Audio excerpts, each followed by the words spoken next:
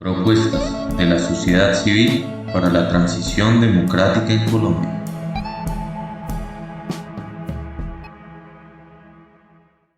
Transformaciones ambientales inaplazables de Colombia en el siglo XXI. 10 propuestas desde el ambientalismo. Estas son elaboradas por Carlos Fonseca Zárate, ingeniero civil, magíster en sistemas ambientales y urbanos y doctor en ciencias de la gestión. También exdirector de Colciencias y ex viceministro de Ambiente. Esta es una conversación entre Carolina Guerra, actriz, docente, productora y directora, recordada por participar en producciones como A Corazón Abierto, Mujeres Asesinas, El Cartel o Da Vinci's Demons, en diálogo con el académico creador de este proyecto de cambio más que urgente para nuestro país. Buenas, mi nombre es Carolina Guerra y quiero darles la bienvenida a esta entrega de esta serie maravillosa llamada Propuestas de la Sociedad Civil para la Transición Democrática en Colombia. El día de hoy vamos a estar hablando acerca de las transformaciones ambientales inaplazables de Colombia, tomando como base principal 10 propuestas hechas desde la esquina del ambientalismo. Nosotros sabemos y no nos cansamos de decir que Colombia es el país continental, eso sí, con mayor concentración de biodiversidad por kilómetro cuadrado. Pero asimismo, y en medio de esta diversidad maravillosa que tenemos, somos el quinto país en inequidad de ingresos. Somos el país de mayor inequidad de la propiedad rural a nivel mundial y posiblemente también el primero en conflicto de usos del suelo. Si bien Colombia, y esto hay que decirlo, no está entre los principales países que contribuyen al calentamiento global, sí está entre los países que más corren peligro a causa suya. Hace poco, y muchos de ustedes recordarán, la Casa Blanca y el Pentágono publicaron un informe en donde Colombia aparece entre los 11 países más vulnerables a la crisis climática en el mundo. Por supuesto, tampoco podemos dejar de mencionar la pandemia de COVID-19 como ese gran campanazo de nuestros tiempos entre las relaciones directas, entre las dinámicas ambientales y económicas de nuestra sociedad el día de hoy. Vemos también en nuestro país una enorme inseguridad alimentaria, desbalances económicos cada vez más severos, migraciones ambientales graves, por supuesto, por los fenómenos climáticos en nuestro país, que cada vez son más profundos y con menos tiempo. Bajo este panorama es bastante evidente la urgencia de cambios estructurales y profundos en nuestros sistemas, tanto económico como político en el país, para garantizar nuestra permanencia en el país y en el planeta. Afortunadamente, cada vez vemos a más personas involucradas en esta conversación que, por supuesto, es urgente. Vimos en las protestas y en los paros, principalmente a los jóvenes, clamando por la toma de decisiones radicales que cambien nuestro rumbo como país. Y por eso me gusta tanto tener esta conversación, porque nos va a dictar un mapa, nos dibuja una ruta con la cual nosotros también como sociedad civil podemos basarnos y debemos estar buscando también en cara a las elecciones presidenciales. Podemos encontrar ahí una guía de qué son esos puntos, de cuáles son esas propuestas que deberíamos buscar en estos candidatos. Entonces, bajo estos escenarios que yo acabo de mencionar, tenemos 10 propuestas desde el ambientalismo para las transformaciones ambientales inaplazables en Colombia en este siglo XXI. Y para explicarnos estas propuestas, tenemos como invitado a Carlos Fonseca Zárate, ex viceministro de Medio Ambiente, ex director de Colciencias y, por supuesto, el actual director de la Corporación Simbiosis, Ecotecnologías e Innovación Social e Institucional para un Mejor Futuro. Es un honor, Carlos, tenerle aquí para que nos ilumine. Por favor, bienvenido y gracias por acompañarnos. Bueno, tal vez dos cosas, querida Carolina. La primera es que en esto debemos confesar que casi que somos un tuerto en tierra de ciegos, porque todos estamos aprendiendo, sabemos un poquito, pero todos los días nos damos cuenta de que sabemos menos de lo que creíamos, porque estamos descubriendo nuevas relaciones, nuevas interacciones de algo que hicimos y que se traduce en que se desbalancee. ¿Se acuerdan ustedes ¿te acuerdas lo de el ala de la mariposa? El aleteo de una mariposa en el oriente se siente aquí. Eso está pasando cada vez más. Estamos en el antropoceno, que es la época de la humanidad y del planeta en la cual ya cualquier cosa que hagamos afecta los ciclos, le llaman biogeoquímicos, los ciclos de la naturaleza, y eso tiene consecuencias cada vez más graves. O sea, no el efecto mariposa, sino el efecto humano. Sí, somos los humanos los que estamos creando de aquí en adelante. Todo daño que pase a los otros humanos tiene que ver con nuestra influencia sobre la naturaleza. Listo, Carlos. Entonces, bajemos esto del efecto mariposa, del efecto humano en el planeta, bajémoslo al plano específico y concreto de Colombia, y entonces demos inicio a estas propuestas que además están maravillosas y que leí de verdad con una atención increíble, me mantuvo ahí conectada todo el tiempo. Quiero que empecemos hablando, Carlos, del cambio de modelo de desarrollo, que es la primera propuesta para una transformación inaplazable. Y aquí sí yo quiero que recordemos que en el nombre de ese mal llamado desarrollo, pues se han cometido los peores ecocidios en Colombia y pretenden seguir cometiéndolos además. Porque es que lo que nos han vendido como desarrollo alude únicamente a esa teoría neoclásica de crecimiento y de acumulación privada, ilimitada, de unos pocos. Es decir, está desatendiendo ese desarrollo una cantidad de aspectos absolutamente importantes para la salud de una sociedad, ¿verdad? Lo que nos han vendido a nosotros está lejos de ser un concepto integral. Y esta propuesta nos habla de un verdadero desarrollo, y esto son palabras suyas, de un balance sinérgico de riquezas, algo que busque un equilibrio, algo que logre garantizar una vida digna para los colombianos a lo largo y a lo ancho de nuestro país. ¿Cómo? Pues básicamente a través de los cambios en las formas de medir la productividad, y esto es muy interesante, porque, como repito, lo único que se ha encargado la productividad en términos en nuestro país, pues ha sido el tema económico que beneficia a unos pocos, y esto todo a costa de la explotación de recursos que no solamente son vitales para nuestro país, sino que son finitos. Entonces, Carlos, cuéntenos un poco al respecto de esta primera propuesta. Bueno, Carolina, de nuevo, tú resumes mejor que lo que yo he escrito. Ay, lo dudo. Entonces yo me pongo a pensar, ¿qué voy a decir yo? Pero hay tres cosas que son importantes ahí. Lo primero es que la teoría neoclásica es bonita. Dice competencia perfecta, información plena para todo el mundo, cambio tecnológico gradual. Los consumidores, además de estar bien informados, tienen una racionalidad muy estructurada, y todo eso, si funciona bien, entonces logra que en la sociedad los más pobres vayan siendo menos pobres, porque acceden, gracias a las economías de escala que se llaman a que todo el mundo empieza a comprar y comprar, acceden a los adelantos que solo los ricos podrían tener. Pero esa es la teoría. Los mismos científicos neoclásicos en los últimos 30 años han desbaratado esa tesis. Por ejemplo, ya sabemos que no hay competencia perfecta, hay competencia muy imperfecta, tendencia al monopolio. También sabemos que no hay información plena. Stiglitz nos recordó que lo que hay es asimetrías de información. Entonces, los que más información tienen, más ganan. Y por eso hoy hay preocupación por Microsoft y por todas estas compañías que acumulan información, que es la nueva riqueza. Eso es muy importante tenerlo presente.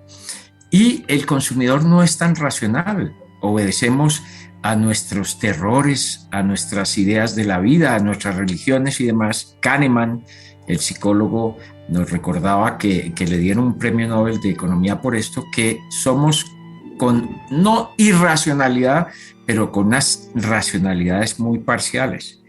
Todo esto lleva a que no haya ese fenómeno que esperábamos todos, que es la convergencia, sino la divergencia. Los más ricos cada vez más ricos y los más pobres. Y eso en una economía que esté funcionando bien. Pero es que la economía colombiana no funciona bien. Desde tiempo atrás tiene unas influencias muy marcadas. El aparato financiero es muy poderoso, sin lugar a dudas. Los terratenientes son muy poderosos, están sobre representados en el Congreso de la República, esos dos. El lobby que hay sobre los senadores es enorme. Aquí todavía nuestra democracia no tiene suficiente fuerza a los ciudadanos para que haya tanques de pensamiento ciudadanos como en otros países hay. Entonces estamos muy desbalanceados. Nosotros no podemos decir ni siquiera que el modelo económico colombiano es un modelo de mercado totalmente, o un mercado en donde la democracia y la competencia funcionan muy bien. Acuérdense ustedes del libro de ¿Por qué fracasan las naciones?, de Acemoglu Robinson, que nos recuerda que Colombia tiene muchos aspectos que corregir y mejorar. Entonces, ¿qué hicimos? Primero que todo, vale la pena, gracias además que hay 3 mujeres y un hombre en esta conversación, recordarles que las mujeres están empezando a cumplir un papel muy importante en reflexionar y cambiar el modelo. Menciono en un artículo que me publicó la revista Sur muy generosamente, que hay unas mujeres que nos están recordando varias cosas. La primera es que creemos que si cumplimos los objetivos del desarrollo sostenible, nos va a ir muy bien. Pero hay una mujer muy interesante que se llama Victoria Spicer y su equipo, que saben mucho de matemáticas y de estadística, que tomaron toda la información de los 17 Objetivos del Desarrollo Sostenible en el tiempo, más de 30 años, 100 países, le hicieron un análisis estadístico que se llama análisis de componentes principales, que es muy bonito y no es tan difícil como creemos, y les resultó que para que 13 de los objetivos vayan bien, hay que dañar 3. ¿Y cuáles hay que dañar? La protección de los océanos, la protección del suelo y las emisiones de CO2. En el fondo lo que ella nos dice, ojo, porque creemos que así como vamos a poder ser sostenibles, y no es cierto. Tenemos que dañar 3 para que otros 13 funcionen bien. Entonces, otra mujer, Kate Raworth, inventó una metáfora que es espectacular, que se llama la economía donut, la economía de la rosquilla, que seguramente tú has visto, y es muy sencilla. Es que su sencillez la hace muy poderosa. Si uno coge un donut que tiene un hueco en la mitad, el círculo interior es lo mínimo de dignidad de la vida que debería tener la gente, en agua, en salud, en educación, en ingreso, en democracia, en lo que sea, lo mínimo. Y el círculo exterior es lo máximo que podríamos crecer, porque de ahí en adelante sobrepasamos la capacidad de los ecosistemas. Eso rompe totalmente con la visión de crecer ilimitadamente, porque no reconocía que somos un planeta finito. Y con la proporcionalidad también. Claro, claro. Pero adicionalmente, eso también nos lleva a cuestionar profundamente un modelo en donde unos muy pocos, 8 personas en el mundo, Carolina, ganan lo de la mitad de la gente del mundo.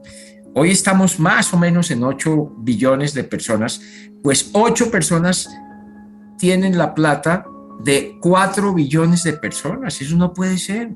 Es una desproporción total y absoluta. Entonces, el llamado es entonces a 2 cosas. Necesitamos un modelo de desarrollo, un modelo de convivencia en donde no pasemos los límites de los ecosistemas, entre otras cosas, porque hay una contribución muy valiosa de Robert Costanza, que es un economista ecológico, y de su equipo, que nos demostró que la naturaleza provee servicios ecosistémicos, si los mide uno en términos económicos, del doble de lo que produce la humanidad.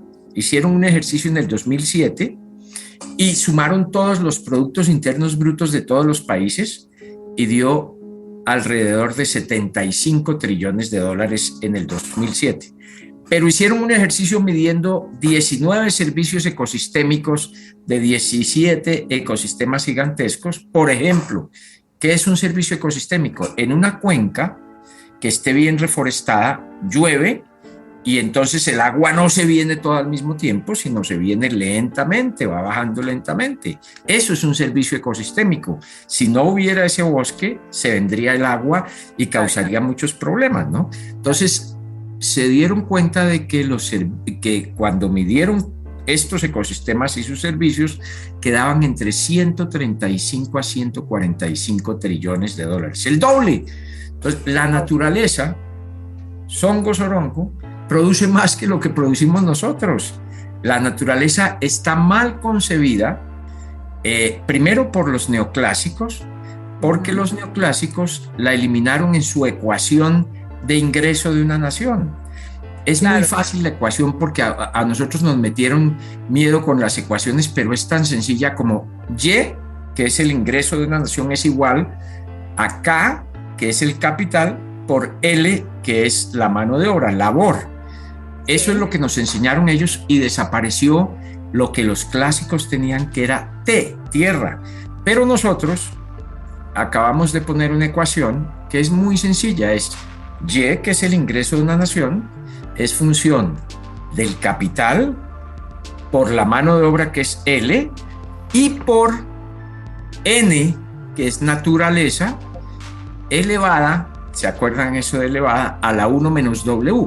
¿Qué es 1 menos W? W es el daño que uno le haga a la naturaleza. Si W es muy grande, N se vuelve más chiquita. Más chiquita, claro. Entonces afecta a todo lo demás. Eso es todo. Entonces, ahí hay un modelo para controvertir a los neoclásicos. Tenemos que cambiar la visión económica. Tenemos que incorporar la naturaleza como productora, pero no solo productora de bienes y servicios, sino también productora de las condiciones para que el capital y la mano de obra puedan funcionar. Porque ya nos dijeron, Carolina, que vamos a tener 7 veces más eventos de inundaciones, deslizamientos, sequías, quemas, incendios. La generación que nos sigue, nuestros hijos y nuestros nietos, van a vivir 7 veces más al año problemas de estos. Entonces, esa es la demostración de la ecuación. Daña usted la naturaleza y se daña el capital y se daña el trabajo también, porque usted va a tener que gastar mucho más en defenderse.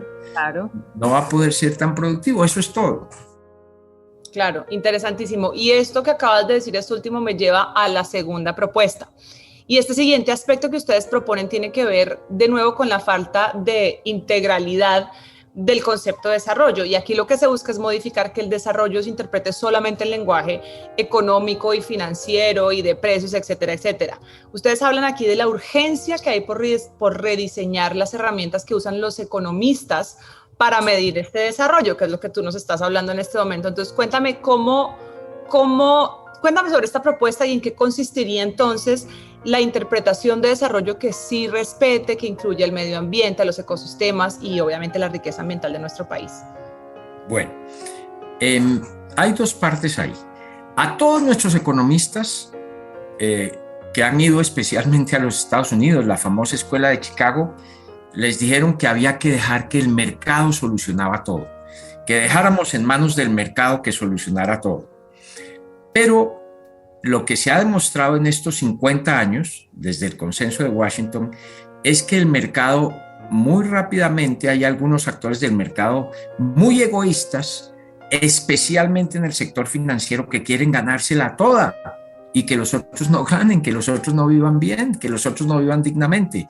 El mercado, si se le deja solo, se corrompe, se maleduca y pierde la noción de la competencia y tiende a ser monopólico y todo lo demás. Claro. Entonces, lo que estamos insistiendo mucho es que, en primer lugar, hay un modelo que llamamos el Índice de Desarrollo Territorial Sustentable, que mide en el territorio 5 riquezas que deben estar balanceadas.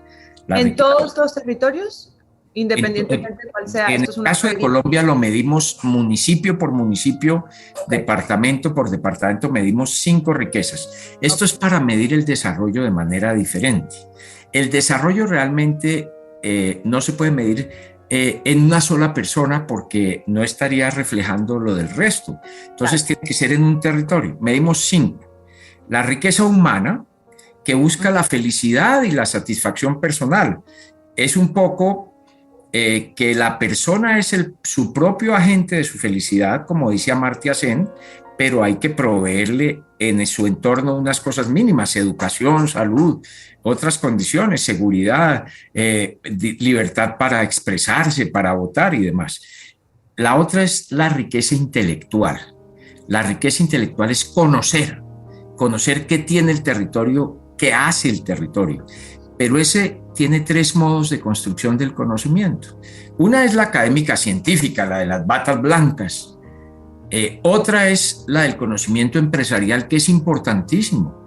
Claro. Consideramos que el individuo tiene muchas ideas, muchas innovaciones en la cabeza, es creativo y hay que dejar que eso funcione, pero recordándole que él va a competir, o él o ella van a competir en un mercado que está regulado y que permite que pueda haber todas esas ideas, pero bajo unas reglas del juego. Esa es la tercera riqueza, la riqueza institucional. La riqueza cívica institucional es la que tiene como prioridad las reglas del juego de convivencia de todo el mundo. ¿Se acuerdan esa película de Nash, que era una mente brillante? Claro. Nash. Bueno, Nash contradijo a Adam Smith. Adam Smith decía: si cada uno está pensando en su propio bienestar, todos se benefician. Eso era lo que decía Adam Smith. Pero Nash dijo: si todos están pensando en función de todos, cada uno se beneficia, ¿sí?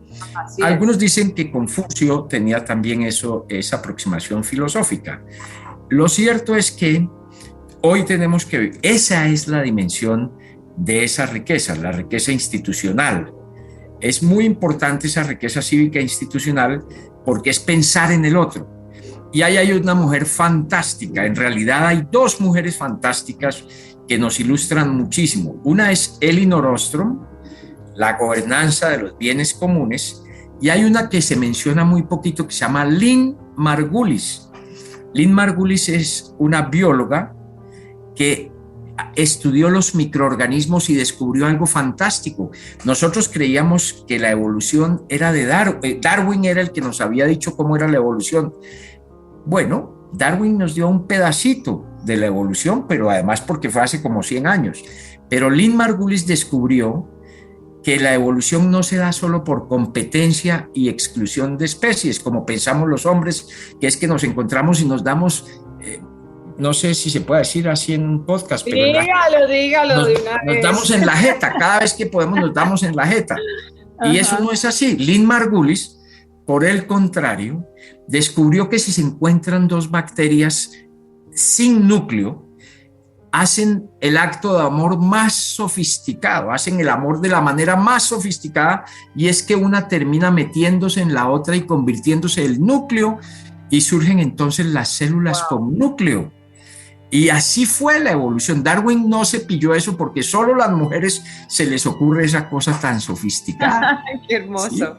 Sí. Y ella descubrió entonces que por eso ya podía empezar la evolución, porque iban haciendo esa cópula a otros niveles, ¿sí? Era en el amor, no en la destrucción.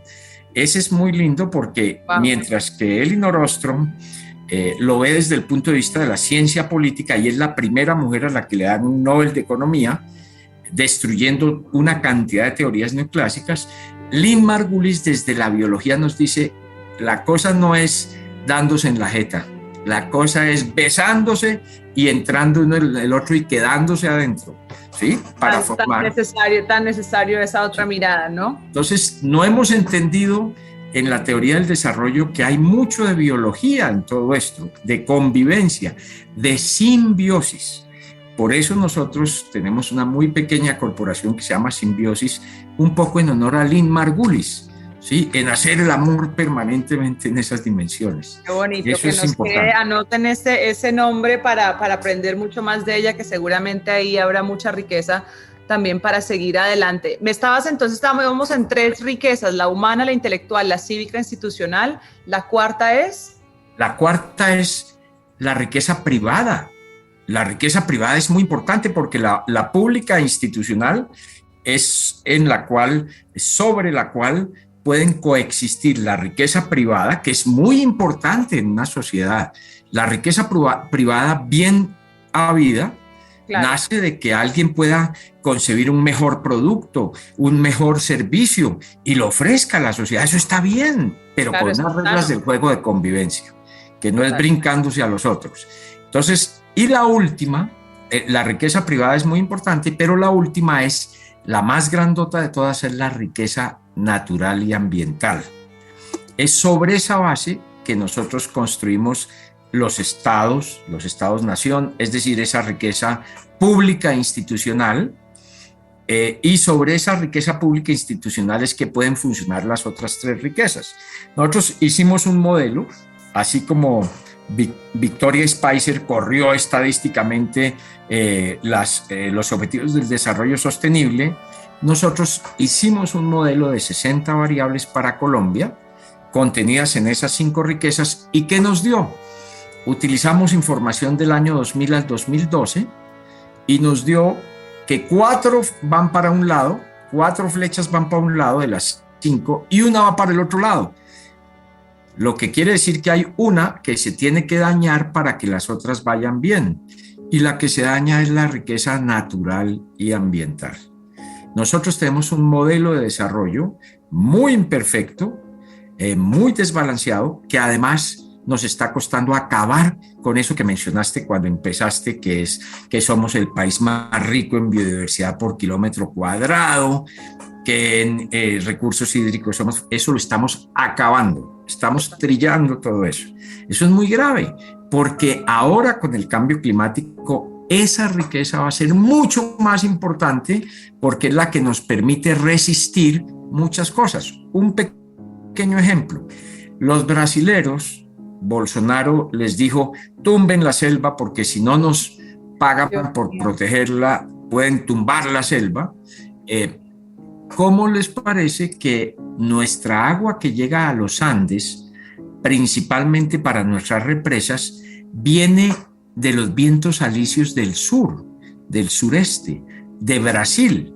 Y es muy curioso porque siempre nos enseñaron que las nubes se forman en el mar y que va el viento llevándolas y encuentran las montañas y llueve. Lo que no nos habían dicho, y hay unos meteorólogos que han descubierto esto recientemente, Carlos Nobre y otros, es que las lluvias llegan a la Amazonia brasilera y llueve. Llueve porque el bosque tropical húmedo suelta unos gases y unas esporas que suben a las nubes y hacen coalescencia y forman goticas y hace que lluevan. Y la evapotranspiración vuelve y forma nuevas nubes. Y eso pasa como 7 veces. Entonces, cuando van tumbando la selva, las nubes cada vez van siendo más pequeñas porque se van evaporando y cuando nos llegan a los Andes no habría agua. Para nosotros es fundamental para la zona andina que haya selva amazónica. En Colombia, que sabemos que en Chiribiquete le están pegando muy duro, que es uno de los problemas serios, pero vamos a tener entonces que volver a reforestar, a regenerar los Andes. Nosotros vamos a tener que crear esponjas de agua mucho más grandes en los Andes, que son el ecosistema más pelado que tenemos. Los Andes y el Caribe están muy pelados porque nosotros acabamos en la zona andina casi todos los bosques, quedan pocos relativamente, y la zona Caribe también. Pero una estrategia hacia el futuro nuestra tiene que ser urgentemente regenerar los ecosistemas de los Andes y del Caribe. Transformaciones ambientales inaplazables de Colombia en el siglo XXI. 10 propuestas desde el ambientalismo. Ok, entonces, para resumir esta segunda propuesta, me encantó. Sin esas cinco subdivisiones, digamos, de riquezas, no puede existir realmente un concepto integral de desarrollo, que son la riqueza humana, la riqueza intelectual, la riqueza cívica e institucional, la riqueza privada y, por supuesto, la riqueza natural. ¿Verdad? Sí. Ok, espectacular. Aquí estoy yo como babeando acá, anotando todo. Bueno, la tercera propuesta es una propuesta grandota y por eso yo quiero que la dividamos en 2 segmentos, porque son 2 conversaciones muy importantes. La primera es una lucha que el movimiento ambientalista colombiano, y tengo que decir que también gran parte de su ciudadanía, cosa que me hace muy, muy feliz, una lucha que han dado sin descanso, y es la ratificación del Acuerdo de Escazú. Recordemos rápidamente para nuestros oyentes qué es el Acuerdo de Escazú. El Acuerdo de Escazú es un tratado, hay que decirlo, visionario, es un tratado sin precedentes que está negociado por y para los países de América Latina y del Caribe. Este tratado refleja las ambiciones y las prioridades y las particularidades, que esto es muy importante, pues, de la región. Es decir, que cuenta con ese enfoque preciado que tanto nos hace falta a veces en nuestro país y en nuestra región y que tanto necesitamos.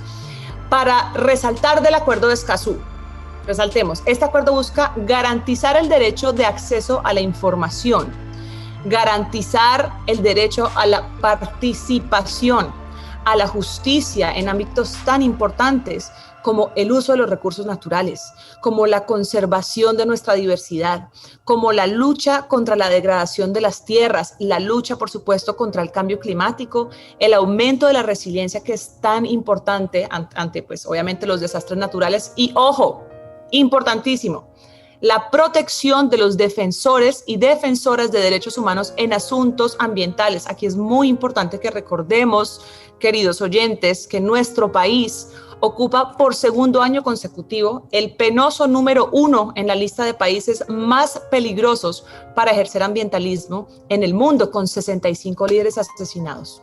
Un número récord que fue registrado el año pasado por la organización no gubernamental británica Global Witness, Carlos.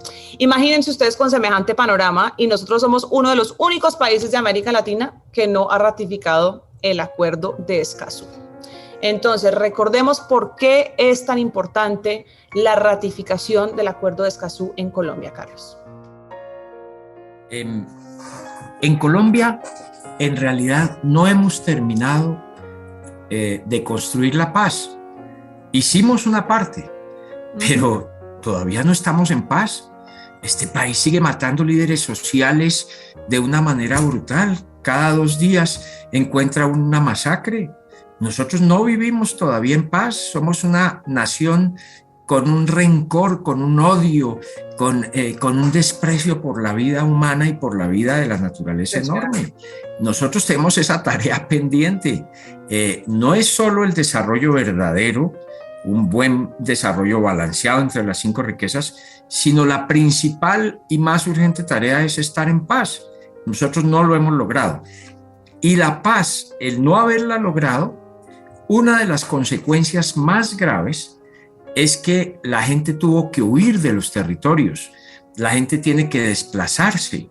El desplazamiento en Colombia es muy alto y el modelo de ocupación del territorio hoy en Colombia es absurdo, porque tenemos 40 millones de hectáreas en ganadería extensiva, porque la gente deja el ganado y se va y de vez en cuando viene a verlo, pero no cultiva. Deberíamos tener solo 10 millones de hectáreas en ganado y tenemos 40. Deberíamos tener 12 millones de hectáreas en agricultura y tenemos 5 por ahí o 6. ¿Por qué? Porque la gente tiene que huir del territorio. Nosotros tenemos menos país del que tenemos por el miedo, por el terror, por las masacres, por la violencia absurda. Nosotros tenemos que cambiar. Esa es una tarea fundamental.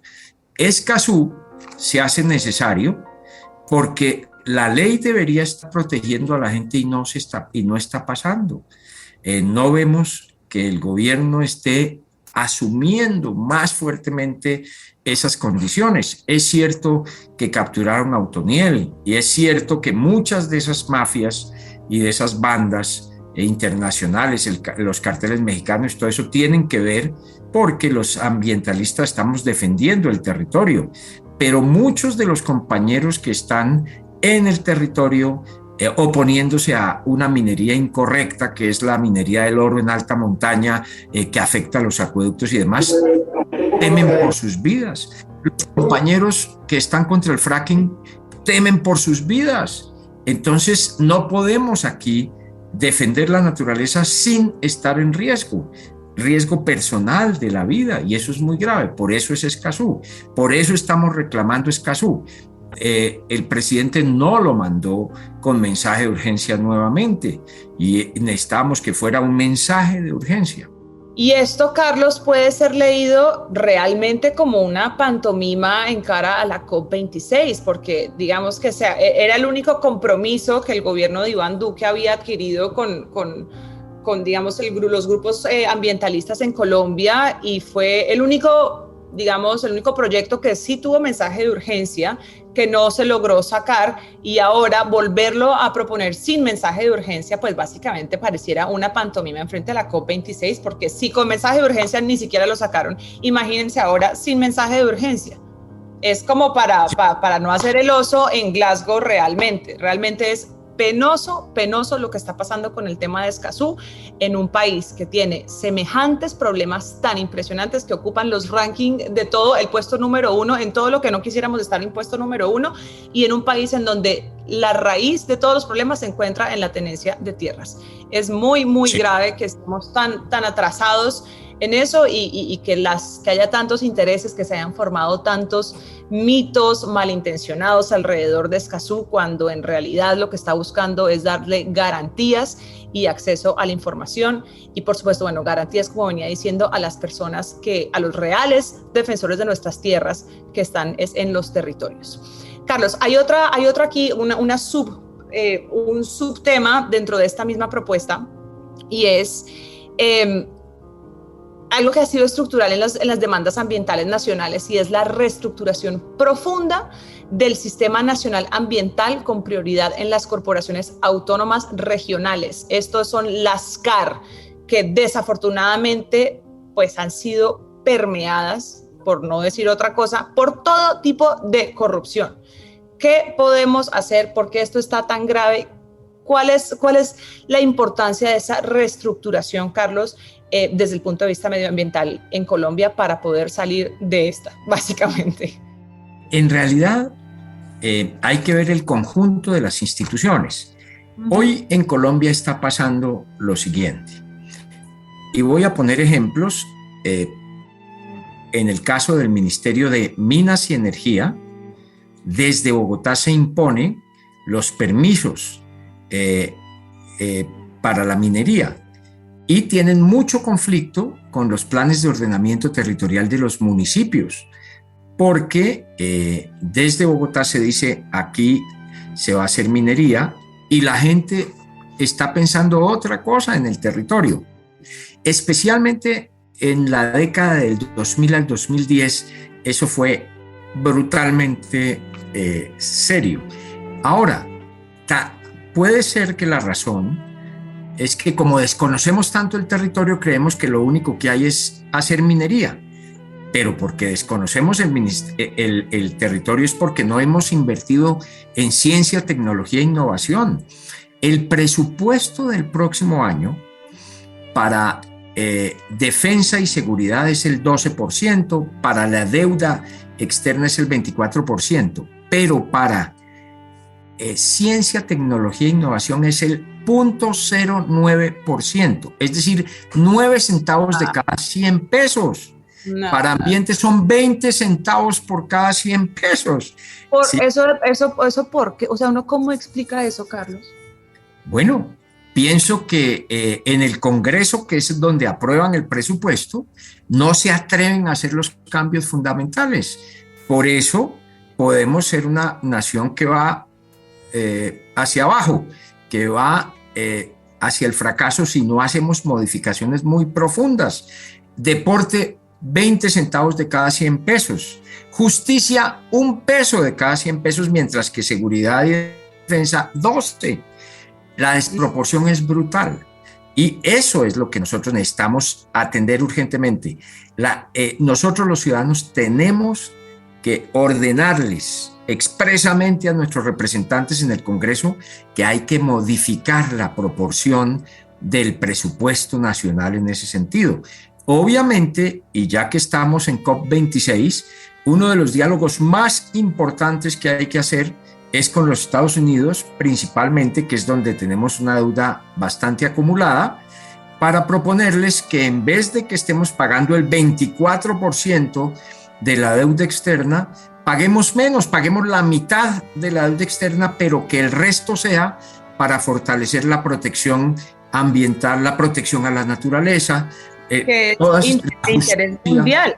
Claro, es de interés mundial porque, entre otras cosas, a los Estados Unidos les convendría muchísimo que el mejor socio fuera Colombia para regenerar los ecosistemas, reforestar y todo eso, porque aquí incluso cuesta menos hacerlo que en los propios Estados Unidos. Si los Estados Unidos quieren realmente hacer una demostración ante Colombia de que hay una muy buena voluntad, la primera, sin lugar a dudas, es que han dicho que no priorizan el uso del glifosato para la lucha contra los cultivos de uso ilícito. Pero eso es solo una. Nosotros necesitamos invertir mucho más en nuestros campesinos, no solo reconociéndoles algo de propiedad del suelo, sino también permitiéndoles que tengan los recursos suficientes para poder generar suficiente ingreso, ¿no? Esa clase de cosas son las que tenemos que hacer. Sin lugar a dudas, necesitamos cambiar esas proporciones del presupuesto. Y eso es lo que nos lleva nuevamente a por qué está pasando eso, porque hay unos intereses muy fuertes y las corporaciones tienen ese problema. Primero, se han convertido en una bolsa de los gamonales regionales. Tienen demasiada incidencia los gamonales regionales.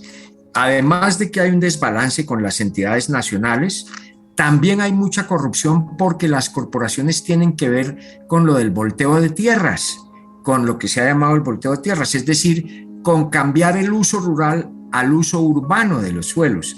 Y ahí hay unas ganancias enormes. Entonces necesitamos gente muy bien preparada para que pueda tomar las mejores determinaciones. Cosas como esas están pasando. Lo que vivimos los ambientalistas, y hay que decirlo claramente, es que tenemos dentro de los ambientalistas unos señores absolutamente incorrectos que se han burlado de nosotros y que se han hecho elegir por 20 años, no siendo ambientalistas para su propio beneficio. Eso, tristemente, los ambientalistas no lo hemos enfrentado bien. Hemos dejado que eso pase y no puede seguir pasando. En muchas corporaciones se presenta, no en todas. Hay corporaciones que hacen mejor las cosas. Y el tercer asunto es que las corporaciones se quedaron solo en controlar y exigir sobre la ley existente, pero tienen una tarea que no han cumplido suficientemente bien, y es la de proponer en cada región modelos de desarrollo diferentes. Conversión de la ganadería extensiva en sistemas agrosilvopastoriles, agroecología, agricultura que no usa químicos, biodiversidad, etcétera. Todas estas cosas las corporaciones se quedan cortas.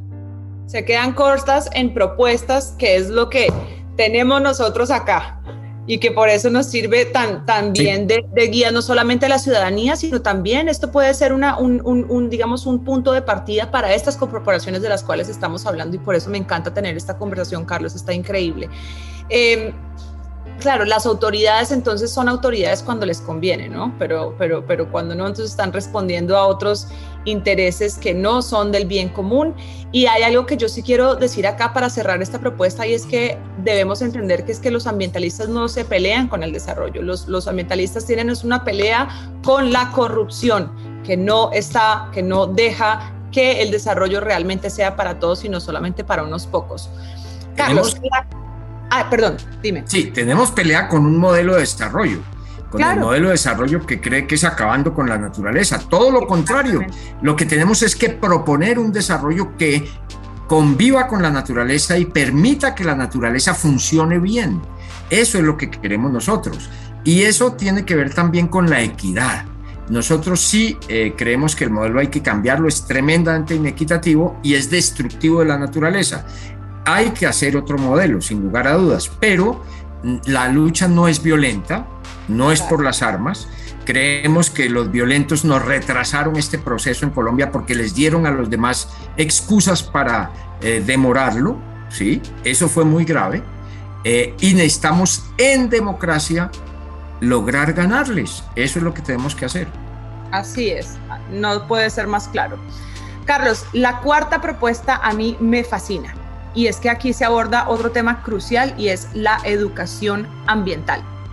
Aquí se está buscando que realmente sea pensada desde el contexto territorial, eso es importantísimo, que haya una formación real en ciencia, en tecnología, en ingeniería, artes, matemáticas, para que haya esa integralidad de la que tanto venimos hablando en estas mismas y pueda relacionarse como lo que es un todo. Entonces, explícanos por favor a fondo cómo sería esta nueva forma de concebir y de estructurar la educación ambiental en nuestro país. Sí. En realidad lo que decimos es, cada vez que hay un problema en Colombia, entonces alguien propone, creemos una nueva materia.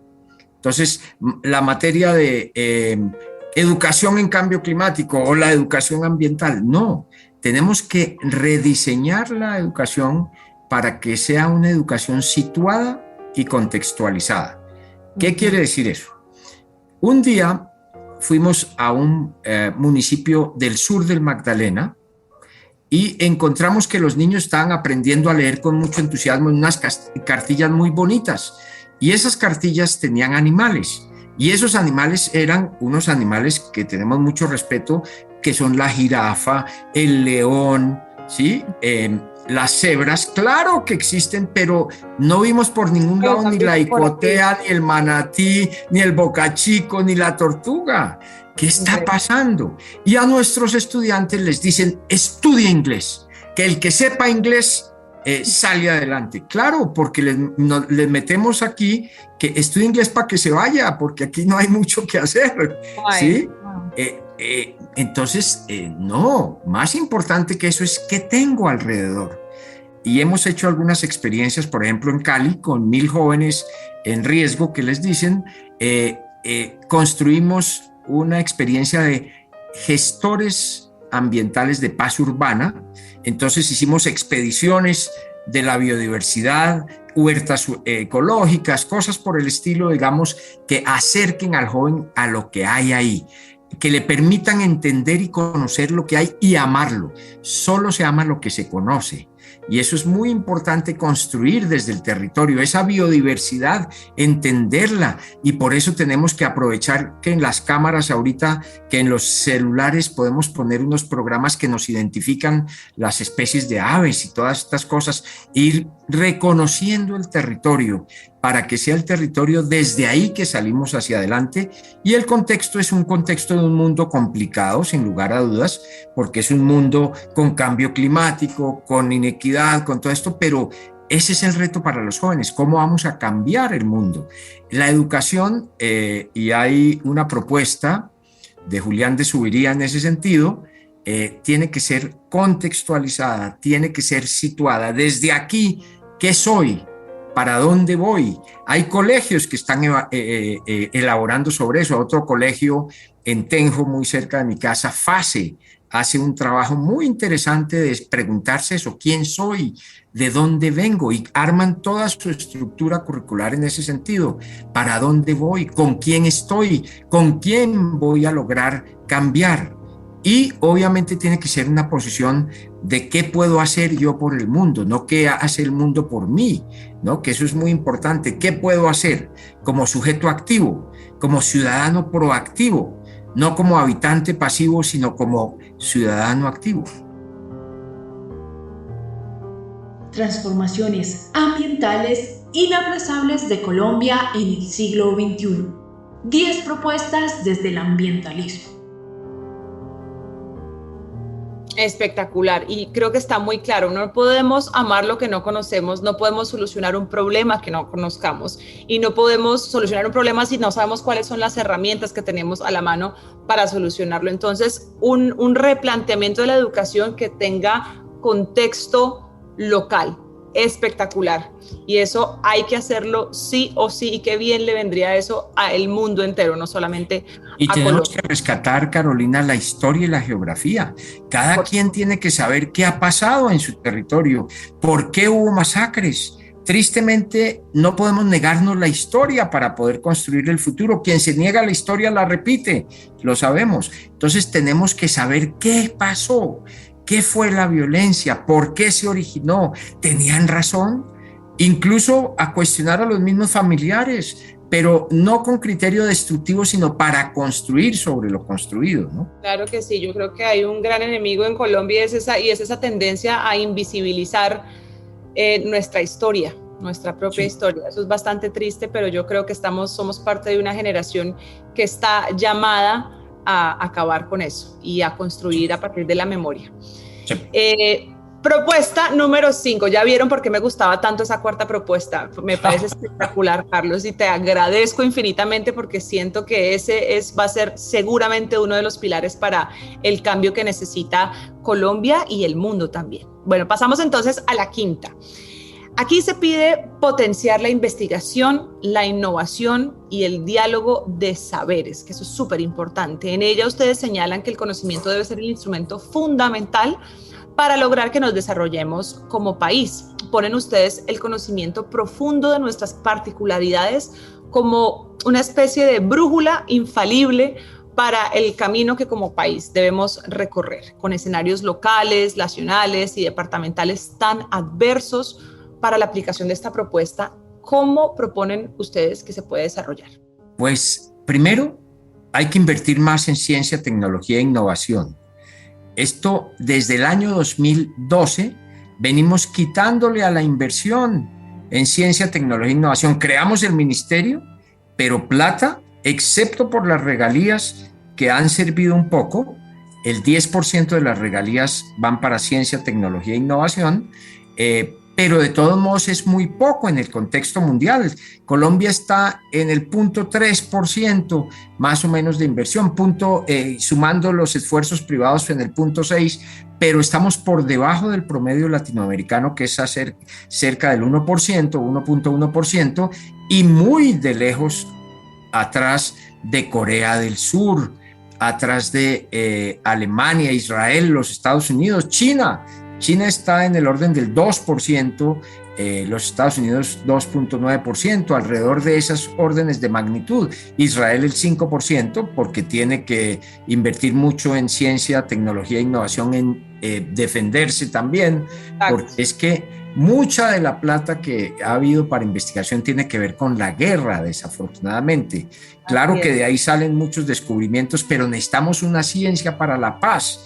Y en Colombia, ciencia para la paz con la naturaleza, porque nosotros somos el país de la megadiversidad. Nosotros no tenemos solamente la tarea de tener más doctores por habitante, nosotros tenemos que tener más doctores por kilómetro, pero especialmente que sepan de biodiversidad tropical, que sepan cómo manejar la biodiversidad tropical. Nosotros tenemos doble tarea: tener más gente estudiando, entendiendo qué son nuestros ecosistemas y qué es el país, pero también tenemos que dedicarnos a construir conocimiento propio. Y aquí, en el modelo ese que hicimos del Índice de Desarrollo Territorial Sostenible, el que conté de las 5 riquezas, en la riqueza intelectual tuvimos en cuenta 3 modos de construir el conocimiento, ya los mencioné. Uno es el científico académico,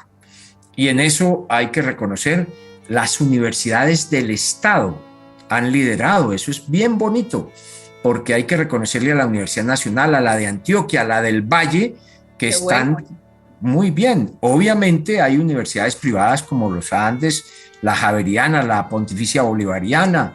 Hay otras que son de muy buena calidad y muy comprometidas, pero todavía es muy marginal lo que ellas hacen frente a lo que hay que hacer. De hecho, las universidades públicas tienen como el 70% de la investigación que se hace en el país, pero todo eso es muy pequeño. Solo para ponerte un ejemplo, la Universidad de California tiene más de 4.000 patentes al año. Nosotros aquí tendremos en total, yo creo que no llegamos a las 4.000 en toda la historia colombiana. Entonces, es un problema muy serio, muy serio. Nosotros tenemos que seguir produciendo, pero no solo por tener una patente o una propiedad intelectual, sino porque el país lo necesita. Voy a poner un ejemplo. Gracias a que Colciencias financió al CIPAF, que es el Centro de Investigaciones ahora agroecológicas o de ganadería sostenible, que queda en el Valle del Cauca, hoy tenemos un modelo que imitan los otros países, que es el sistema silvopastoril. ¿Qué quiere decir eso? Que la ganadería extensiva tumba todos los árboles y solo deja pasto. Sí. Y este modelo lo que hace es empezar a sembrar arbustos, leucaena, que es un arbusto leguminosa que fija nitrógeno de la atmósfera gracias a una simbiosis con micorrizas y rhizobium. Eso es fascinante. Wow. Los indígenas saben más de eso que nosotros. Y siembran estas y siembran árboles grandes para que las raíces profundas saquen nutrientes de muy abajo, porque ya la capa vegetal está bastante resentida. Entonces logran que en vez de tener menos de media vaca por hectárea, pueda tenerse hasta 2.5 vacas por hectárea. Entonces, por eso ya hay un modelo que nos permitiría reducir de los 40 millones de hectáreas a 10 millones de hectáreas. Y tendríamos más producción, tendríamos más productividad, Carolina. ¿Qué es lo que debería hacer? Esa es la relación. Claro. No. El conocimiento nos permitiría ser mucho más productivos, elevaríamos el nivel de vida de los campesinos, la leche sería mejor, la carne sería mejor, menos ecosistemas dañados, permitiría entonces reducir ese espacio de 40 millones a 10 millones de hectáreas, nos permitiría sembrar, que estamos muy atrás en sembrar, y fuera de eso en revitalizar, en dejar que la misma naturaleza crezca de nuevo, o en cultivos de árboles. La madera va a ser el material del futuro. Carlos, recuérdame el nombre de la Organización de Ganadería Sostenible que está adelantando este proyecto. CIPAF, que se escribe C de centro y de investigación PA, en realidad era el Centro de Investigaciones Paneleras del Valle del Cauca. Pero eso ya no investigan, porque ellos estaban buscando diversificar la producción de la caña de azúcar en el Valle del Cauca. Murgueitio es el director, son gente espectacular. Viven muy ocupados porque los llaman de todas partes. En Brasil están copiándoles, en Costa Rica, en Centroamérica. Espectacular, eso es una gran noticia para el mundo entero. Claro. Pero hay que cogerle, hablando del valle, hablando de caña, hay que cogerle la caña a estos señores de la CIPAF. Hay que cogerle la caña. Sí. Y Fedegan también ha explorado estos modelos, los ha aplicado en las fincas principalmente más grandes ganaderas, pero hay que lograr llevarlo al pequeño campesino, estos modelos. Esto es una noticia maravillosa y es un proyectazo, y me alegra infinitamente que lo hayas mencionado para que lo tengamos en cuenta y para que nuestros oyentes también sepan lo que es posible, lo que ya existe y lo que debemos estar copiando a gran escala si queremos sobrevivir. Y perdón que me ponga así de extrema, pero pues realmente así está la cosa de ese tamaño. Sexta propuesta. Esta propuesta es vital y es vital para Colombia dentro del contexto de nuestro país. Está encaminada a resolver lo rural con paz campesina digna, el ordenamiento territorial, la seguridad alimentaria. Es decir, aquí hay temas mayores para Colombia. Sí, pero aquí, Carolina, si me permites, complemento lo de la ganadería, porque la otra pata es la agricultura. Somos el país en América Latina que consume 2,5 veces más agroquímicos por hectárea que el resto de países. Eso hay que cambiarlo. nosotros tenemos que caminar más hacia la agricultura orgánica, sin pesticidas, y hacia la agroecología, que combina varias especies en el mismo cultivo, por ejemplo. El mundo lo va a necesitar. Ahí hay una posibilidad también de exportación, pero también y principalmente para mejorar la calidad de los alimentos, que no sean tóxicos. Las fresas y el tomate tienen una cantidad de tóxicos gigantesca, lo dijo la Universidad Nacional en un estudio.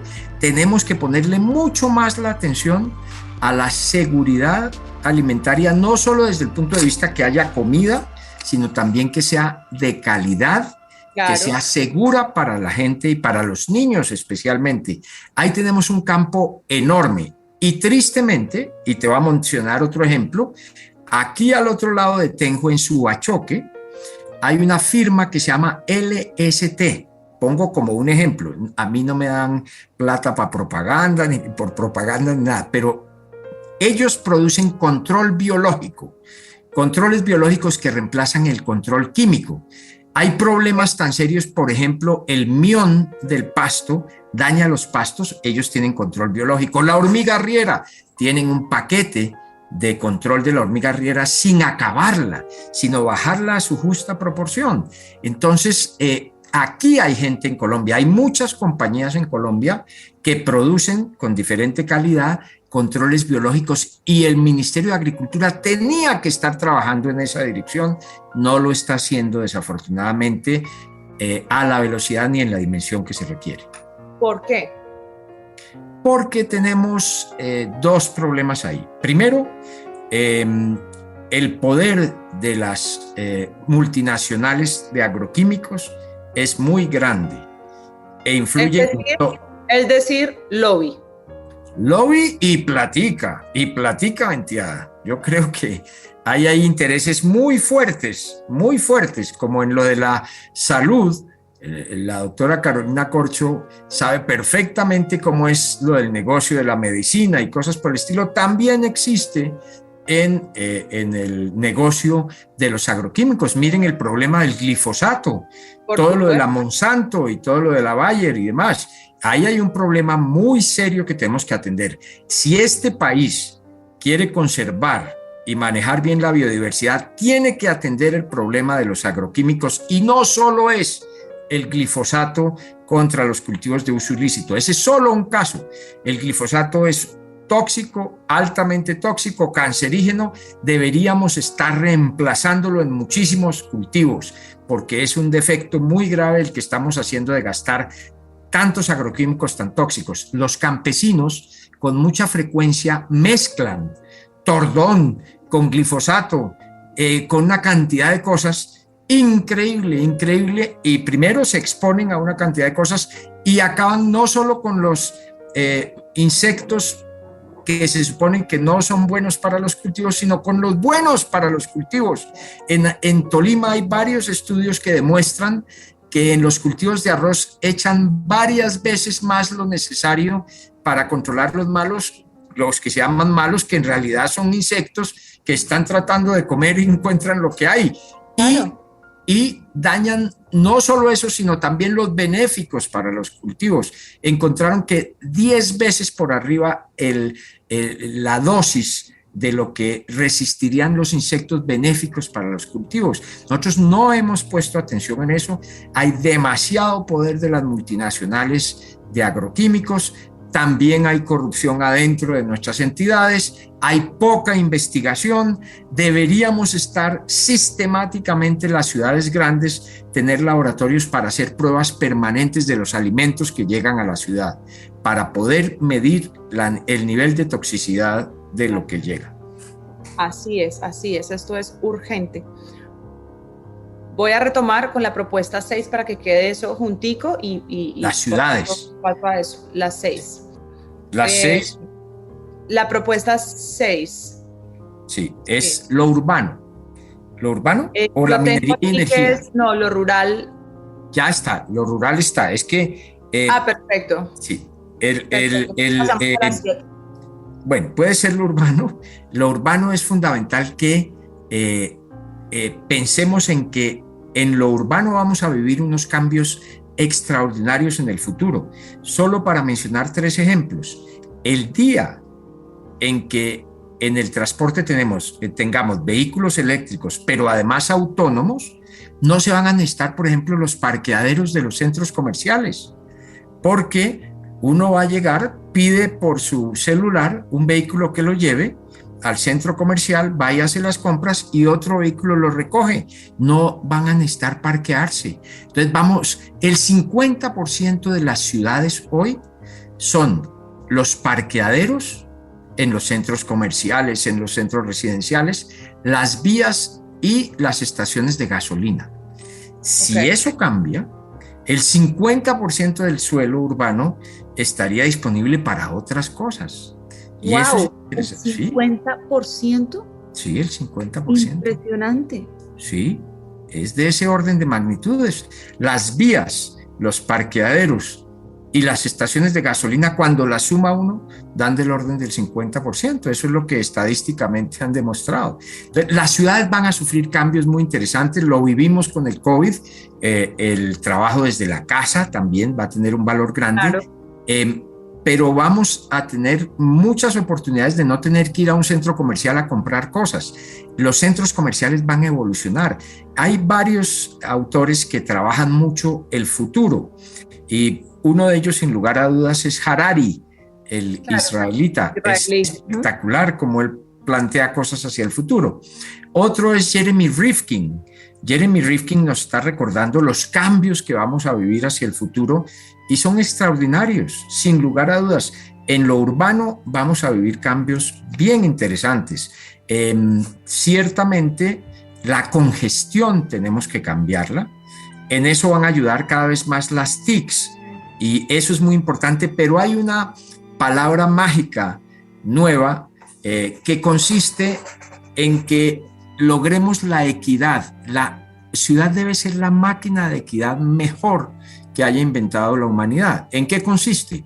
Hoy una mujer que hace la labor de muchacha de servicio, como le llaman, una trabajadora que va a las casas y le cocina, le plancha, todo eso a la gente, se toma 3 horas para llegar y 3 horas para llegar a su casa de vuelta. Son 6 horas más las 8 o 10 que le toca quedarse porque la patrona le dijo, ¿sí?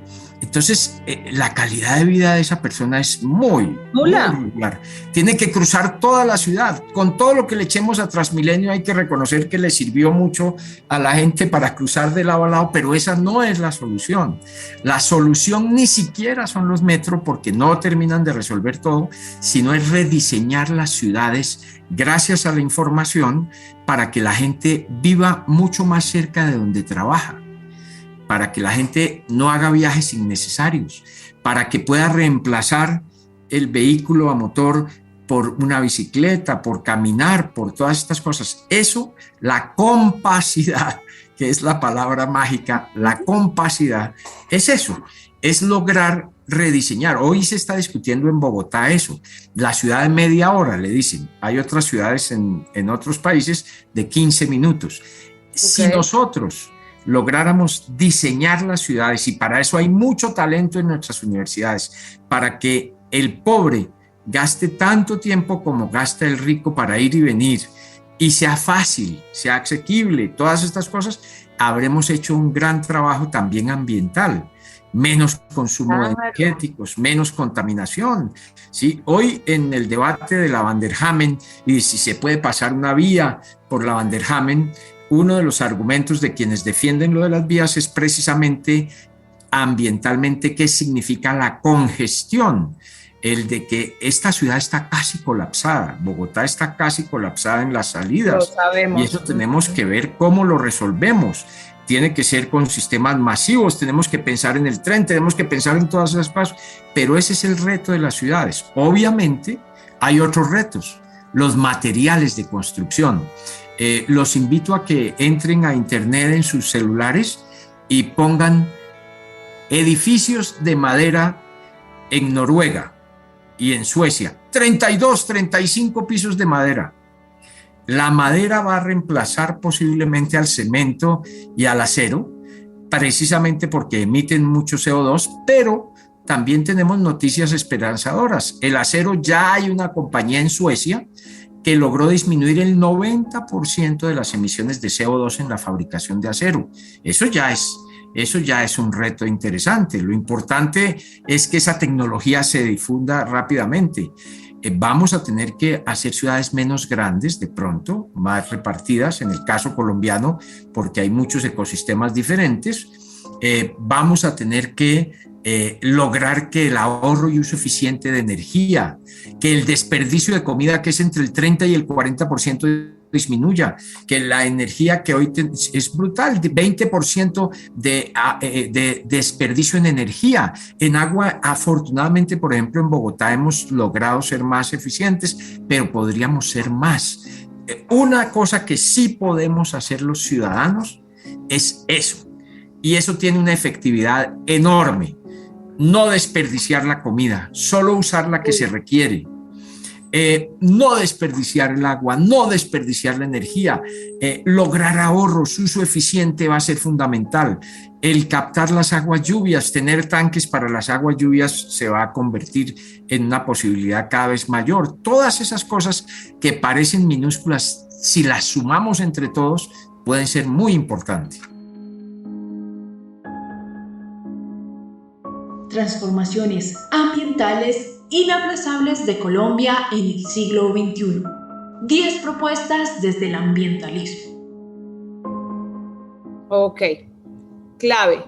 Bueno, la octava propuesta respecta a la energía y minería, un tema importantísimo en nuestro país y alerta sobre la necesidad de la suspensión, entre otras cosas, del fracking, el cese de la megaminería de oro en zonas andinas que tú mencionabas antes, en zonas andinas que son críticas y hacen, por supuesto, especial énfasis en el agua como recurso primordial e innegociable, Carlos. ¿Cómo podemos garantizar estos tránsitos de Colombia, que estos tránsitos en Colombia se den sin traumatismos y que todos estos cambios que estamos pensando de energías, de este tipo de energías, energías que sean sostenibles, sustentables, ¿cómo logramos que en un país como Colombia esas transiciones no sean tan traumáticas y que lleguen para quedarse? Bueno, en primer lugar, para tener respuestas cortas, porque uno se emociona y va alargando, sin lugar a dudas hay que reconocerle al Ministerio de Energía, que ha hecho un esfuerzo grande en el último tiempo. Sacó la ruta del hidrógeno, que es muy buen documento, sacó el plan, la acción, digamos, desde el punto de vista energética en conjunto, que son buenos documentos, pero hay que tener en cuenta varias cosas. Sin lugar a dudas, el esfuerzo que se está haciendo en la Guajira terrestre de varias compañías de energía eólica es muy bueno, excepto que hay que tener justicia ambiental. Consideramos los ambientalistas, Camilo González Pozo ha hecho un libro sobre eso, que no se ha tratado suficientemente bien a los guayú. Nosotros creemos que hay que darles participación accionaria en los dividendos, el 10%, pero obviamente pidiéndoles que esos recursos sean para mejorar las cosas de la calidad de la vida de los guayú. Creo que simples arreglos como los que se han hecho de pagarles por algunas cosas y demás no son suficientes, porque va a haber 2.700 torres eólicas en la Guajira y no se va a poder caminar. Los guayú están acostumbrados a caminar por cualquier lado y van a encontrarse que eso es más restrictivo que unas calles de una ciudad. Pero para comenzar también, los guayú deberían ser socios de esos proyectos, de alguna manera poniendo unas reglas del juego, pero deberían haber participado, deberían haberles permitido participar. Conozco un proyecto, Yoctaí, que desafortunadamente fue vendido a otra entidad, a Isagen, en donde se consideraba lo del 10% para los guayú. Okay. Ojalá pensáramos de esa manera, porque entonces estaríamos haciendo moñona, usando energía eólica, teniendo a los guayú en mejores condiciones, reconociéndoles que han sido los habitantes del territorio y demás. Eso por ese lado. Pero hay otro tema que ofrece unas posibilidades bellísimas y es el hidrógeno verde. ¿Qué es el hidrógeno verde? Yo creo que eso es algo de lo que no se habla mucho. Seguramente tú, obviamente, dentro del nicho ambientalista, pues es algo muy conocido, pero digamos que parte de la ocasión que nos encuentra aquí a ti y a mí, Carlos, es acercar también y cerrar la brecha entre lo que nosotros, digamos, el ciudadano de a pie conoce y la academia sabe. Entonces, explícanos un poquito de qué se trata esto. Es y muy fácil. También quería decir que esto que tú acabas de decir de la energía eólica, de esto tampoco se habla. Nosotros en Colombia, el ciudadano normal no conoce esto, y hay una frase que vi en lo que publicaste, es que Colombia será renovable pronto, solo si la dejan, porque tenemos los recursos, no se habla tanto de la disponibilidad de agua, de sol, de vientos en Colombia, y esto es súper importante. Entonces explícanos ahorita un poquito de eso y lo del hidrógeno verde, por favor. Muy rápido. Hidroituango, con todos sus problemas, generaría, cuando genere, 2.400 megavatios. La Guajira colombiana, lo que tienen ya previsto es alrededor de 3.000 megavatios instalados, pero podría llegar al doble, a 6.000. Nosotros en energías renovables podríamos fácilmente tener entre lo terrestre y lo marino tanto como lo que hay instalado hoy, que es del orden de 17.500 megavatios. Podríamos tenerlo. Y en el departamento del Magdalena y un poquito el departamento del Atlántico están los mejores vientos, son marinos, la plataforma marina es poco profunda ahí, de 15 metros por segundo, hasta 15 metros por segundo, mientras que en la Guajira terrestre son de 9 metros por segundo. Okay. Es decir, nosotros podríamos producir, y ahí entro a lo de hidrógeno verde.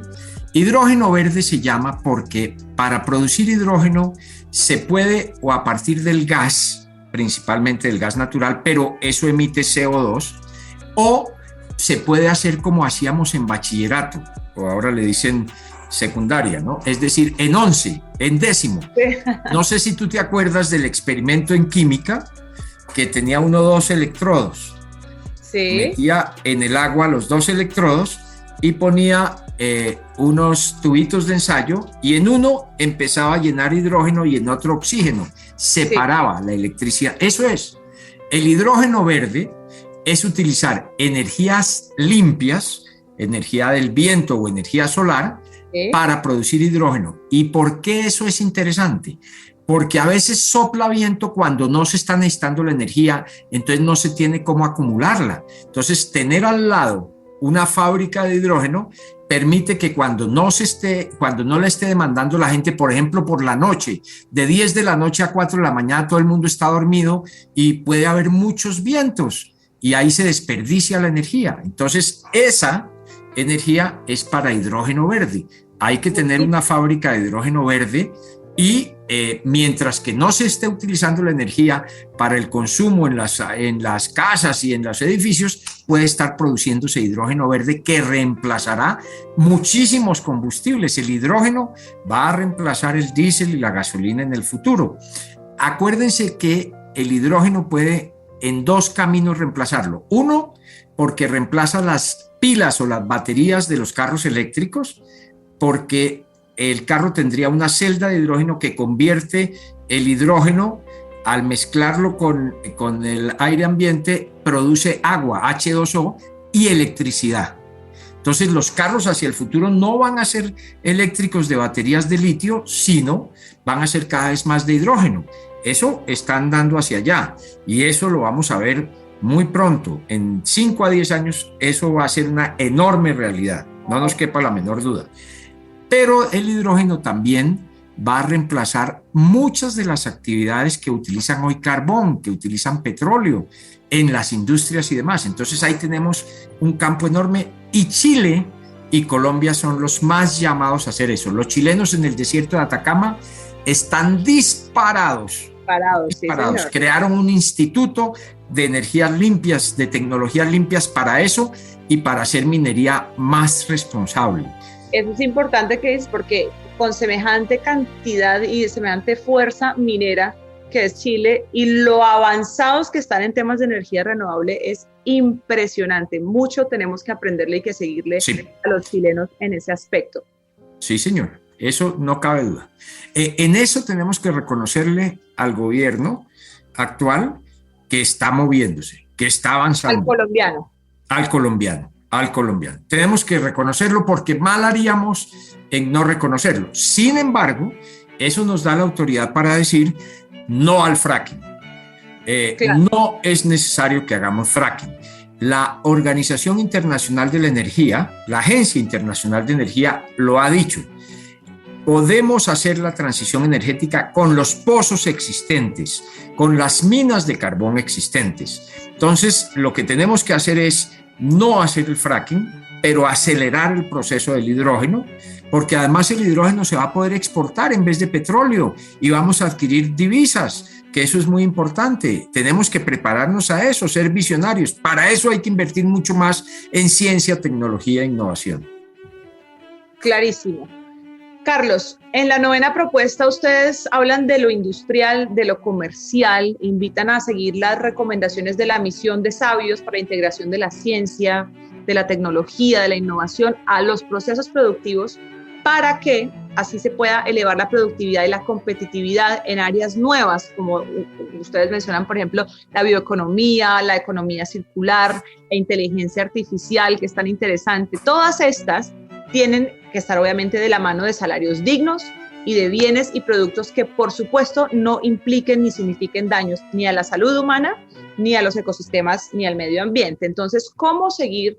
Mi pregunta es, ¿cómo seguir esas recomendaciones, Carlos, en un país en donde se tiene pues poca visión en ese sentido, en donde no existen las políticas para abrazar esto y en donde hay tan poca aplicación de la ciencia como lo que hablábamos anteriormente, de la tecnología, de presupuestos para esto y de la innovación?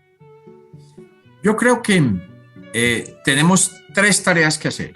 La primera, ciertamente, es que el Estado invierta mucho más en ciencia y tecnología e innovación de la mano de los empresarios y de las universidades. Porque la historia ha demostrado que si un Estado invierte más, los empresarios se atreven, porque dicen, ya me están disminuyendo los riesgos. Eso es lo primero. Lo segundo es que nuestros empresarios pueden no estar invirtiendo suficiente en ciencia y tecnología porque como ganan tanto, los niveles de ganancias son tantos, dicen, yo no, con eso está bien.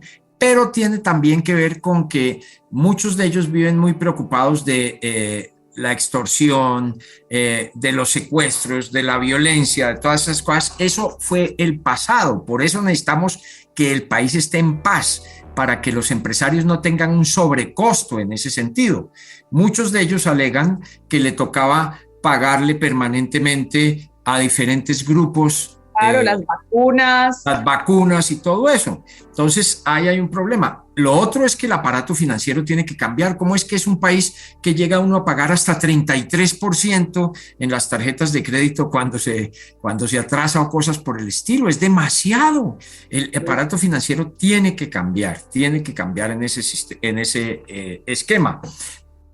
Adicionalmente, los empresarios tienen que arriesgarse más. Tienen que jugar más, tienen que ser mucho más competitivos en ese sentido. Hay empresas que han fundado sus propios centros de investigación, Nutresa es uno de ellos, y no sabemos muchas cosas. Yo conozco un industrial espectacular que tiene 2 patentes para producción de bolsas de suero, que es muy poco el que produce en el mundo bolsas de suero porque llevan 5 capas de plásticos diferentes y demás. Conozco uno que ni siquiera requiere recursos del Estado porque él tiene su propia dinámica de innovación permanente, ¿sí? Aquí en Bogotá y pasa absolutamente de bajo perfil, pero son gente de una enorme capacidad intelectual de generar nuevos productos permanentemente. Hay mucha gente que es muy capaz y necesitamos que se comprometan más dándoles unas garantías mínimas. ¿De qué? De seguridad, de competencia, ¿sí? De reglas del juego claras, porque el problema es que nosotros vivimos cambiando las reglas del juego y hay que volverlas más estables. Es comprensible que haya que cambiar algunas. Por ejemplo, en energía, la ley de promoción energética y todo eso han servido mucho, pero la ley dice una cosa y los decretos dicen otra. Hay funcionarios que o no entienden muy bien o ponen palos en la rueda por diferencia. Se hacen los que no entienden. o se hacen los que no entienden, pero tenemos que movernos mucho en esa dirección y el campo de la bioeconomía es fundamental. Ahí tenemos, aquí mis vecinos en Tenjo, hay un vecino que es el productor de setas de Colombia, que desde hace 30 y pico de años él y su esposa crearon una empresa que genera más de 150 empleos y son los que proveen a Crepes y Waffles y demás. Hay otros, Darwin compañía, unos que venden por reproducción in vitro, por meristemos y demás, exportan una cantidad, 450 personas generan de empleo y ellos utilizan 200 especies de las nuestras. Hay muchas posibilidades, nuestra biodiversidad nos da unas perspectivas bellísimas. Fantástico. La 10ª propuesta nos habla de la economía del cuidado tanto de los humanos como del planeta y de la gran... Falta la última, la 10. Sí, esta es la 10ª. Entonces, esta 10ª propuesta nos habla de la economía del cuidado tanto de los humanos como del planeta y de la gran posibilidad de la creación masiva y urgente de empleo y negocios verdes para los jóvenes y las mujeres. Carlos, ¿cuál es esa oportunidad aquí para los jóvenes y para las mujeres de nuestra sociedad? ¿Y cómo se desarrolla esta propuesta en el contexto social, económico y político de Colombia?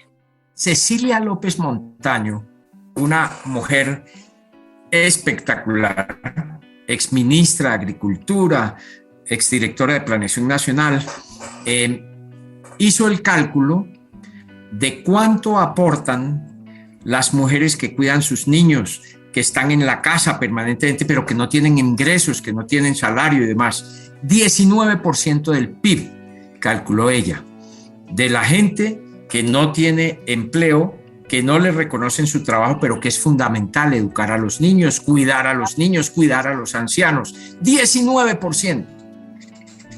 Esto, en la nueva contabilidad que tenemos que llevar nacional, hay que incorporarlo sin lugar a dudas. Pero tenemos muchas posibilidades de ¿qué? Por ejemplo, de recoger los plásticos y convertirlos en casas con bloques de plástico, con ladrillos de plástico. Hay varios arquitectos que han diseñado eso y podríamos generar microempresas de mujeres. La Corporación Simbiosis en algún momento tuvo un pequeño parque tecnológico de materiales, ecomateriales de construcción. Producíamos tejas ecológicas bajo una tecnología que inventaron los cubanos, sin asbesto, también adoquines ecológicos y demás en Ciudad del Tintal. Desafortunadamente el éxito fue la condena, porque las mujeres empezaron a vender las tejas y no estaba autorizado el centro para venderlas, pero no pudimos que eso se reprodujera. Pero la Universidad Distrital debería estar haciendo todas esas cosas, centros de producción de ecomateriales, y deberíamos tenerlos en todas las ciudades para que las mujeres estén recogiendo, por ejemplo, aceite de cocina para convertirlo en biodiesel o en jabones. El aceite de cocina en Japón, hay una cooperativa de mujeres que hace eso. Pero tenemos que repotenciar todo lo del reciclaje. No puede ser solo para los hijos de un expresidente, tiene que ser para todo el mundo. El reciclaje con cooperativas y demás. De eso se trata, de transformar.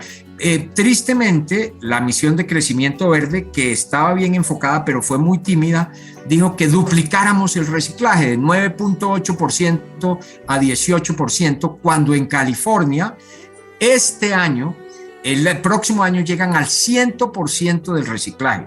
Los escombros, hay un arquitecto, Carlos Duica, que tiene totalmente diseñado toda una recolección de escombros y molienda de escombros para sacar nuevos materiales, y hay un genio que nosotros tenemos en el Valle del Cauca, el profesor Alejandro Salazar, que es una firma de ecoingeniería que es capaz de sacar ecocemento sin pasarlo por el clinker, sino recogiendo de muchas compañías los residuos industriales. Por ejemplo, polvillos muy finos de las fábricas de pintura, y los revuelve con caulinitas y con otras cosas y produce un cemento que pega mejor que el cemento nuevo. Nosotros tenemos muchas posibilidades para generar empleo, para generar estos pequeños parques tecnológicos del reciclaje, de la economía circular. Tenemos un pequeño diseño en donde cada parque podría tener 5 líneas: recoger los electrónicos, recoger el plástico, recoger los escombros, que es fundamental. El problema de los escombros en las ciudades colombianas es muy serio. El aceite de cocina también se puede recoger. Cosas de estas generarían empleo digno porque serían cooperativas bien organizadas. Carlos, aquí hay 10 propuestas y 2.000 ideas con las que nos dejas. ¡Qué espectáculo! Me fascina y estoy segura que todas las personas que nos están oyendo en este momento se sienten igual. Con esta explicación vemos que además estas 10 propuestas que tú nos planteas acá desde el ambientalismo para las transformaciones ambientales inaplazables, no me canso de decirlo, de Colombia, no son solo absolutamente viables, sino urgentes, por supuesto, necesarias para que el segundo país más biodiverso del mundo, con mayor riqueza de aves, plantas, anfibios, mariposas, peces de agua dulce, no sigan esta espiral ridícula, absurda y me atrevo a decir suicida, en la que vamos arrasando masivamente con nuestros ecosistemas a cambio de muerte y de un absurdo y de destrucción. Pilas entonces con estas propuestas y con esta gran cantidad de ideas brillantes que buscan garantizar una segunda oportunidad sobre la tierra, sobre nuestra tierra. Agradezco infinitamente al profesor Carlos Fonseca, director de la Corporación Simbiosis, y quisiera que nos acompañe obviamente en todos estos diálogos en un futuro, pero también que nos deje un mensaje final para todos nuestros oyentes. El primer mensaje, Carolina, es que esto no es que se me ha ocurrido a mí, sino que he estado viendo en todos los lados lo que la gente hace. Nuestra gente hace una cantidad de cosas que no alcanzamos a contar. Nuestra gente es creativa, es comprometida, es trabajadora, se sacrifica enormemente por sus hijos. Necesitamos tener esa línea. Nosotros tenemos que volver al trabajo digno, decente, honrado. No podemos seguir pensando que todo se consigue o matando al otro o haciendo trampa. El país tiene que reconsiderar eso. Eso es un punto fundamental. Lo otro es que en el país de la mayor biodiversidad por kilómetro cuadrado tenemos que ser los aliados fundamentales de la naturaleza. Si ella produce el doble de lo que producimos nosotros, si cuidamos los ecosistemas nos va mejor a todos, porque tenemos más agua, porque tenemos más recursos, porque tenemos más alimentos.